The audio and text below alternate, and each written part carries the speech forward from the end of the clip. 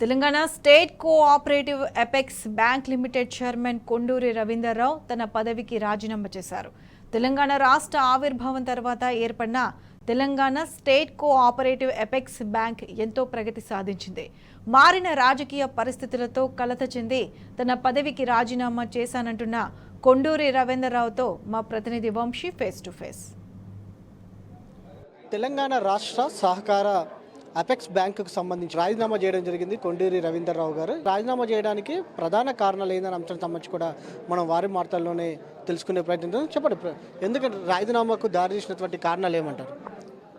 ఎప్పుడైతే మేము పాలక వర్గంలో బలం కోల్పోయామో కంటిన్యూ చేయకూడదనే ఒక ఆలోచనకు వచ్చి రాజీనామా చేయవలసి వచ్చింది. అంటే మీరు రాజకీయ రంగు కూడా పులుముకుంది ఈ సహకార సంఘానికి అని చెప్పడం జరిగింది. ఎలా అసలు ఏం జరిగింది అంటారు? అంటే ఈ సహకార వ్యవస్థ రాజకీయానికి అతీతంగా ఉండాల్సిన అంశం. ఇదివరకు కూడా ఇప్పుడు వేరే మా టైంలో కూడా ఇప్పుడు నా పాలక వర్గంలో కూడా కాంగ్రెస్ వాళ్ళు ఉన్నారు, ఇతర పార్టీలు ఉన్నారు. సహకారానికి ఎవరు సహకారం చేయగలుగుతారో అటువంటి వాళ్ళని అందరిని ఎంచుకొని మేము ఇవాళ మా సంఘాలు కానీ మా బ్యాంకు కానీ కరీంనగర్ లెవెల్లో ఆ రకంగా నడుపుతూ ఉన్నాం. ఎందుకంటే దీనికి ఈ పార్టీ లేదు. రైతు మా సభ్యుడు అన్ని కులాల వారు ఉంటారు, అన్ని మతాల వాళ్ళు ఉంటారు, అన్ని పార్టీలకు సంబంధించిన వాళ్ళు ఉంటారు. కాబట్టి దీన్ని ఎప్పుడు కూడా రాజకీయానికి అతీతంగా నడిపినాం. కాబట్టి నాకు ఒక చిన్నగా కొద్ది ఎక్కడో మనసు నొచ్చుకున్నట్టు అయింది.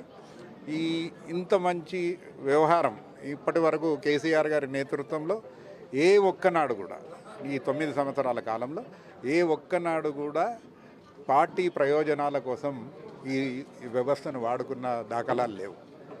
ఆయన మమ్మల్ని అధ్యక్షునిగా చేసినప్పుడు కూర్చోబెట్టి మాట్లాడిందల్లా తెలంగాణ రాష్ట్రం వాళ్ళ ఏర్పడిన తరుణంలో రైతాంగానికి మీరు ఏ విధంగా ఉపయోగపడతారు, ఇప్పుడు మా ఆలోచనకు అనుగుణంగా ఏ రకంగా మీరు నడుస్తారు అని వారు చెప్పడం. అందుకనే నేను ఇవాళ గణాంకాలు చెప్పిన.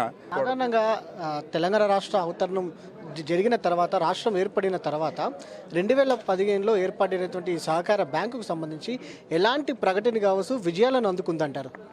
చాలా అంటే మామూలు విజయాలు కాదు. నేను ఇంతకుముందు కొత్త బ్యాంక్ అయినా, కేవలం 9 సంవత్సరాల బ్యాంక్ అయినా, మన రాష్ట్రం ఏ రకంగా చిన్న రాష్ట్రమో ఇవాళ దేశానికే దిక్సూచిగా మారిపోయింది తెలంగాణ స్టేట్ కోఆపరేటివ్ బ్యాంక్.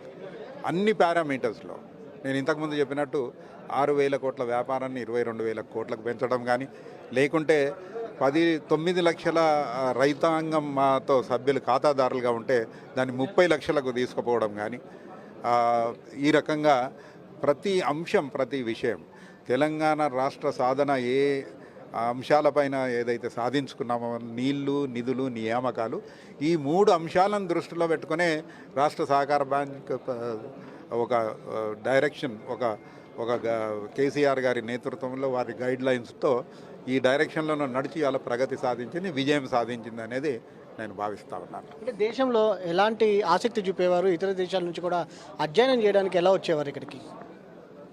పనితనం, మన పనితీరు. నేను ఇంతకుముందే చెప్పిన చాలా పారదర్శకత. అంటే ఎక్కడ కూడా ఇంత క్లారిటీతోని పనిచేసిన ఏ రాష్ట్రాలు కూడా లేవు. కేవలం పారదర్శకత ఒకటే కాదు, మనం తీసుకున్న రీఫార్మ్స్, మన తీసుకున్న నిర్ణయాలు, రాడికల్ నిర్ణయాలు తీసుకున్నాం. కొన్ని రాష్ట్రము ఆవిర్భావంతో మన ఇక్కడ మన జనాభాకు, మన ఖాతాదారులకు కావాల్సిన నిర్ణయాలు ఒక్కొక్కసారి చాలా క్లిష్టమైన పరిస్థితుల్లో కూడా అటువంటి నిర్ణయాలు తీసుకున్నాం. కాబట్టి విజయం సాధించడం. మా బెస్ట్ ప్రాక్టీసెస్ ఏవైతే ఉన్నాయో ఇవాళ అవి గమనించి చూసి, అరే ఒక కొత్త రాష్ట్రం ఎలా ఎదిగింది అని అన్ని రాష్ట్రాలు ముక్కు మీద ఏలేసుకొని పోయిన ఒక మంత్రి వేరే రాష్ట్రం నుంచి వచ్చి సహకార వ్యవస్థ మీద చాలా చిన్న చూపు ఉండే సెక్రటరీ గారు కూడా వెంటొచ్చిన చీఫ్ సెక్రటరీ.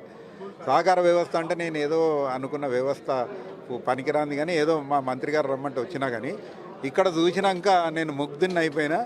ఇది మా రాష్ట్రాల్లో కూడా ఈ రకంగా ఎందుకు చేస్తలేరు, చేస్తే బాగుంటుంది అని చెప్పిన మాటనే మన విజయగాథకు నిదర్శనం అనే మాట నేను తెలియజేస్తా ఉన్నాను.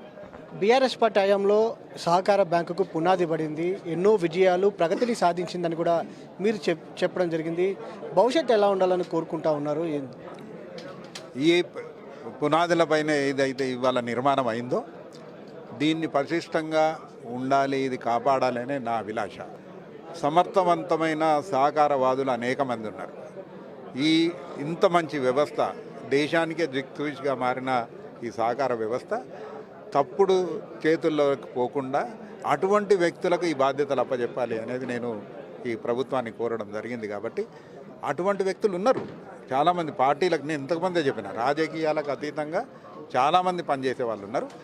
అటువంటి వాళ్ళకి ఇస్తే మనం చేసిన నిర్మాణం, అలా కేసీఆర్ గారి రాష్ట్రం నిర్మాణం ఏ రకంగా జరిగిందో వారి నేతృత్వంలో ఈ సహకార బ్యాంకును కూడా ఆ రకంగా వారి ఆదేశాల మేరకు జరిగింది. కాబట్టి దీన్ని కాపాడుకునే బాధ్యత మన అందరిపైన ఉన్నది. ఎక్కడ పొరబడినా మేమందరం కూడా గొంతెత్తి మాట్లాడతాం, పోరాటం కూడా చేస్తామని. ఇది మొత్తం మీద ఈ సహకార బ్యాంకుకు సంబంధించి బీఆర్ఎస్ ప్రభుత్వ హయాంలో ముఖ్యమంత్రి కేసీఆర్ హయాంలో అటు ఎంతో అభివృద్ధి చెందిందని కూడా, ఎన్నో విజయాలను ప్రగతిని సాధించిందని కూడా చెప్పడం జరిగింది. ప్రజెంట్ ఈ సహకార బ్యాంకుకి సంబంధించి రాజకీయ రంగు పులుముకోవడంతో తాను రాజీనామా చేస్తున్నానని కూడా ప్రకటన చేసినటువంటి పరిస్థితి కూడా మనం చూస్తూ ఉన్నాము. వీడియో జర్నలిస్ట్ లక్ష్మణ్తో వంశీకృష్ణ, టీ న్యూస్, హైదరాబాద్.